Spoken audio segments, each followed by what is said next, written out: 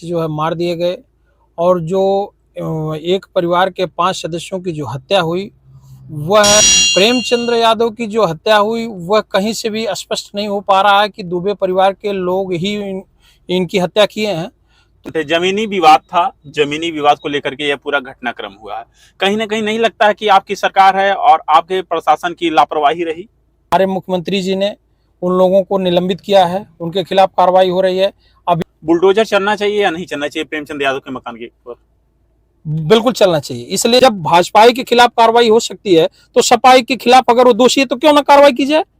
जब उनका मकान जो है ग्राम समाज की भूमि में बना तो प्रशासन उस समय कहाँ था? प्रशासन को तभी तो संज्ञान लेना चाहिए। देखिए अनुज, आना चाहिए था, ये बात सही है।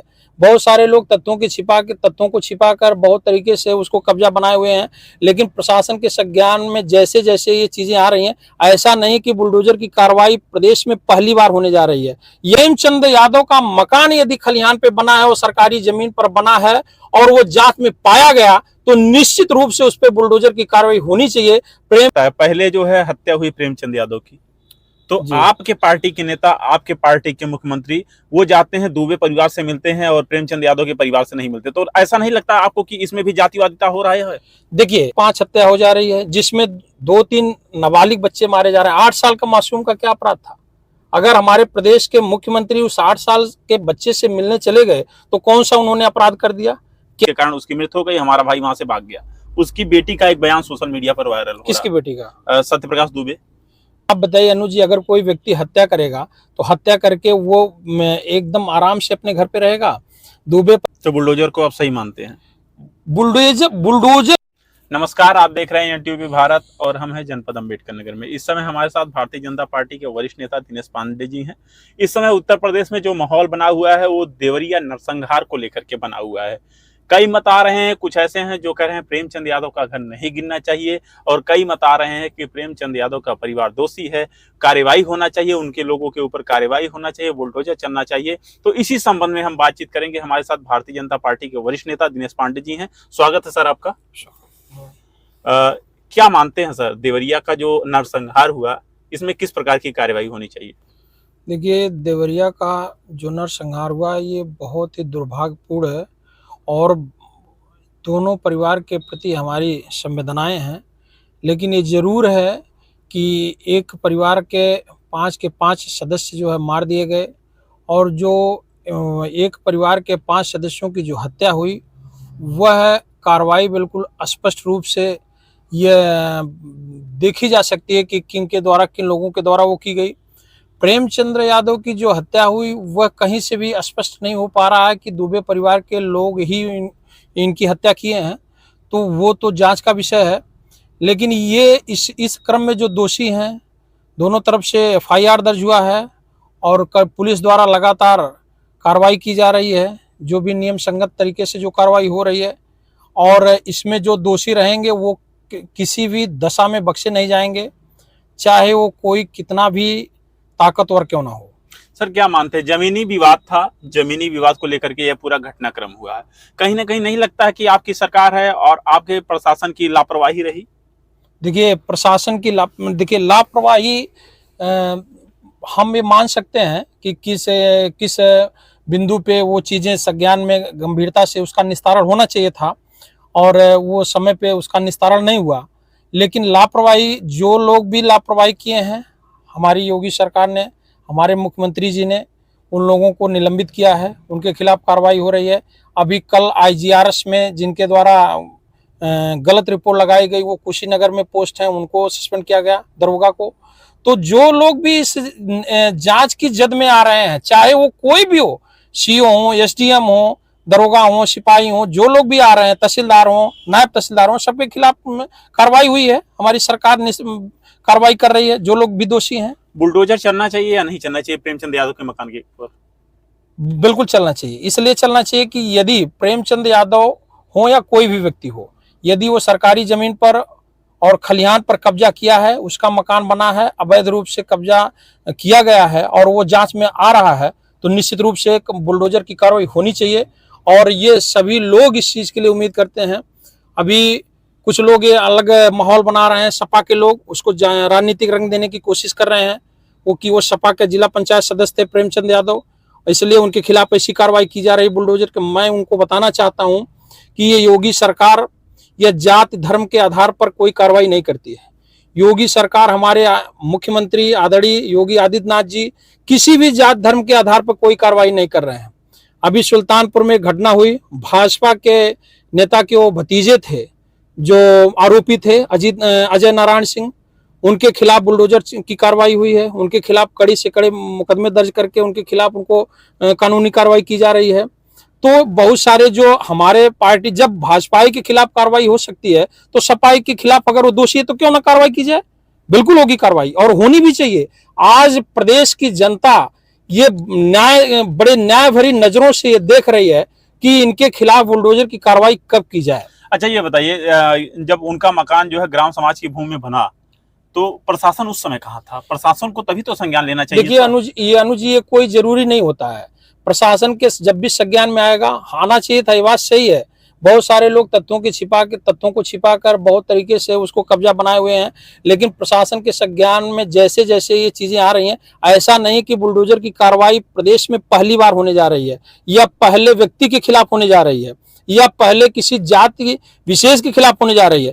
इस प्रकार की कार्रवाई आप देख रहे होंगे लगातार, जब से आदरणीय मुख्यमंत्री योगी आदित्यनाथ जी बने हैं तब से अपराधियों के खिलाफ, भूमाफियाओं के खिलाफ और जो भी अवैध कब्जा किए हुए हैं सरकारी जमीन पर, उनके खिलाफ लगातार कार्रवाई हो रही है, वो चाहे किसी भी जात धर्म के हों। तो ये इसको जातिगत रंग नहीं देना चाहिए, कि राजनीतिक रंग नहीं देना चाहिए। प्रेमचंद यादव का मकान यदि खलिहान पे बना है, वो सरकारी जमीन पर बना है और वो जात में पाया गया तो निश्चित रूप से उस पर बुलडोजर की कार्रवाई होनी चाहिए।